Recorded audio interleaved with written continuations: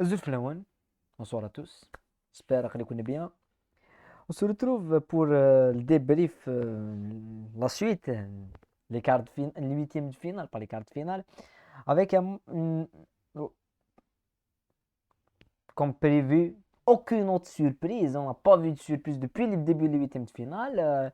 La Hollande, l'Argentine, la France, l'Angleterre et Brésil, la Croatie face au Japon. Je pense, euh, je pense ceux qui suivent les débriefs depuis le début de la Coupe du Monde. Et depuis le début de la Coupe du Monde, des matchs des groupes, j'ai parlé de la Croatie parce que faut qu'on soit d'accord. On a parlé de la Croatie, on a parlé d'une équipe qui a fait une Coupe du Monde 2018 exceptionnelle. On est en finale, mais c'est un groupe qui est vraiment solide psychologiquement et c'est une équipe qui peut battre n'importe qui. Enfin, ils ont des limites. Parce il y a des équipes qui ne peuvent pas battre, c'est logique, parce que il y a voilà, il y a un étage au-dessus, c'est logique. Mais ils ont complètement les caractéristiques pour battre n'importe quelle équipe, parce qu'ils ont cet ADN et c'est une équipe chiante à jouer, hein. On l'a dit souvent. Et donc, quand ça arrive à des matchs où ça peut se jouer sur le caractère, sur le mental, et bien ils sont au rendez-vous. Et je l'ai bien répété face au Maroc, je l'ai répété après leur qualification. Attention à la Croatie, malgré qu'ils sont c'est une équipe vieillissante avec des Lovren, avec des Modric, des Kovacic, des Perisic.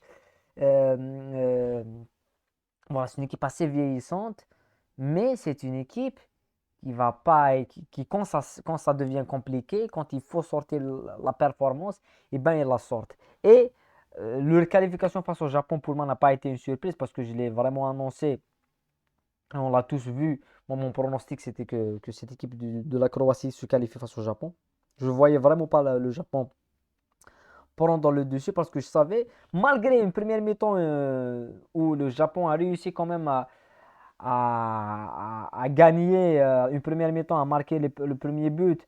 Mais c'était vraiment contre le cours du jeu. La Croatie a raté beaucoup d'occasions, il y a eu beaucoup voilà, beaucoup d'occasions qui ont été ratées. Et le Japon, contre le cours du jeu, c'est une équipe qui est dans la transition rapide. On l'a vu face à l'Allemagne, on l'a vu face à l'Espagne. Mais là, tu as un but exceptionnel de Perisic qui fait une Coupe du Monde assez catastrophique. Perisic, depuis le début, c'est un joueur on sentait qu'il a plus les jambes, il a plus le rythme, il est plus percutant, euh, on va dire, quelqu'un qui peut déséquilibrer sur un côté. Il sort un but d'un coup de tête exceptionnel. Il remet à la 55e minute l'équipe de la Croatie dans le bain, dans le jeu. Puis on a un match qui est un petit peu fermé où tu as des occasions, on va pas dire des grosses occasions, mais la Croatie, ils ont fait ce qu'ils voulaient faire, c'est-à-dire ramener ce match-là au tir au but ou essayer d'accrocher euh, euh, un but sur un coup de pied arrêté, malgré que je pense que la Croatie a mérité à 100% de se qualifier parce ils ont fait un meilleur match que les Japonais, dont l'envie dans le jeu, parce que moi dans l'optique, on a vu la Croatie face au Canada. On a vu la Croatie, enfin, c'est leur meilleur match, c'est le Canada, faut le dire. Mais face à une équipe faible du Canada. Mais on a vu face au Maroc, difficile. Face à la Belgique, difficile. Donc on s'attendait dans l'analyse qu'on allait faire que la Croatie vont jouer la contre-attaque. Vont défendre, ils vont donner le ballon au Japon, ils vont jouer la contre-attaque. Et ce n'était pas le cas. La possession, c'est pour la Croatie. Les tirs cadrés, c'est pour la Croatie. Les tirs en général, c'est 17 tirs pour la Croatie. Un taux qui est, je pense, le plus élevé de la Croatie dans toute la Coupe du Monde et même en 2018. Je pense qu'ils ne dépassent pas les 17 tirs. Mais ils n'ont pas eu de réussite parce que quand on voit les tirs cadrés, ils ont seulement 4 tirs cadrés et 4 tirs cadrés pour le Japon. Alors qu'il y a 17 tirs, il y a vraiment un manque de réussite dans ce match. Mais là, tu as un gardien qui sort une top performance, une performance XXL, une performance exceptionnelle. Livakovic, qui est un gardien qu'on ne connaissait pas, et bien, tu as 3 pénalties. 3 pénalties arrêtés. Et il faut dire une chose, le premier penalty des Japonais et le dernier penalty, Ils sont tirés, mais d'une manière, vraiment, c'est catastrophique. On ne comprend pas pourquoi certains joueurs ne choisissent pas de tirer dans l'axe ou tirer. Parce qu'il y a des zones où c'est tiré, c'est à ras de terre à côté du gardien. Il y a des zones comme le penalty de Messi avec Chesney, comme le penalty de Lewandowski avec Ochoa face au Mexique. C'est des penalties qui sont arrêtables pour des gardiens. Donc il faut choisir la manière de tirer. Moi je pense que Cristiano, comme il a tiré le penalty, c'est en force sur un côté. En force, mais c'était excentré, très excentré. Il faut choisir l'axe. Et je pense que les Japonais ont tiré les penalties. Ça prouve que psychologiquement, ils ont été dépassés par cette performance de la Croatie qui va rejoindre le Brésil, le Brésil, et oui, et oui, et oui, et oui, et oui. Le Brésil en quart de finale de Coupe du Monde dans une démonstration de force du Brésil, dans une démonstration, dans un match qui a, pour ma part, je m'attendais à aucune surprise de la part des Coréens, il faut le dire. Je pensais à un minimum 2-3-0 pour le Brésil parce que je pense que le Brésil, ils ont le retour de Neymar, Neymar qui revient, donc il y a toute cette armada qui est là et l'attaque Vinicius et Richarlison à la fini à Neymar et il faut saluer aussi le match exceptionnel, exceptionnel de Lucas Paqueta au milieu de terrain. C'est un joueur qui est très, très performant. On peut même l'ajouter à ses 5 attaquants. Il ne joue pas avec 4 attaquants, il joue avec 5 attaquants. Paqueta, Vinicius, Rafinha, et Neymar et Richarlison et Paqueta. Voilà. Il joue avec seulement, et voilà, il est à Casemiro derrière, mais tellement ils sont au-dessus techniquement et ils ont la balle la majorité du temps parce que, eh bien, ils ont une finition qui est assez, assez, assez exceptionnelle. Mais ça, c'est côté Brésil, parce que on ne découvre pas le Brésil ce soir. Je pense que la meilleure performance, moi je l'ai dit, c'est celle de la Serbie. C'est un match pour moi, il est exceptionnel. Dans les groupes, il y a Serbie-Brésil, qui est l'un des meilleurs matchs côté technique, côté tactique. Il y a Argentine-Mexique. C'est deux matchs que je trouve vraiment d'un très très haut niveau. Mais là, le Brésil, on ne les découvre pas. On sait qu'ils sont capables de mettre 4 buts, 5 buts. C'est tout à fait normal. Mais le penalty de Richarlison, moi, je ne comprends plus rien du tout au football. Je comprends plus. Est-ce que c'est un penalty? Moi, on a vu avant la création de la VAR, on a vu des gens prendre des tacles à la gorge dans la défense et il n'y avait aucun penalty. On a vu des pénaltys non sifflés pour plus que ça dans cette Coupe du Monde avec la VAR. Et là, il lui touche un minimum, il tombe comme si c'était un attentat. Mais ce n'est pas normal. Ils n'ont pas joué au foot, les arbitres, ou ils ne connaissent pas ce que ça veut dire le foot. Le foot, c'est un sport de contact. Il va y avoir un contact. Mais là, tu mets un penalty je ne sais plus à laquelle, à la 13e minute, à 7 minutes, il y a Vinicius qui marque. 13e minute, tu donnes ce penalty pour le Brésil avec tous ces stars face à une Corée qui est vraiment la Corée parce qu'ils sont puissants quand ils ont le ballon. On les a vus en deuxième mi-temps, quand ils ont eu un petit peu le ballon, la Corée s'est jouée au football. Mais défendre face à ces Brésil, ils ne peuvent plus faire ça. Là, tu donnes un penalty. Tu tues le match à la 13e minute.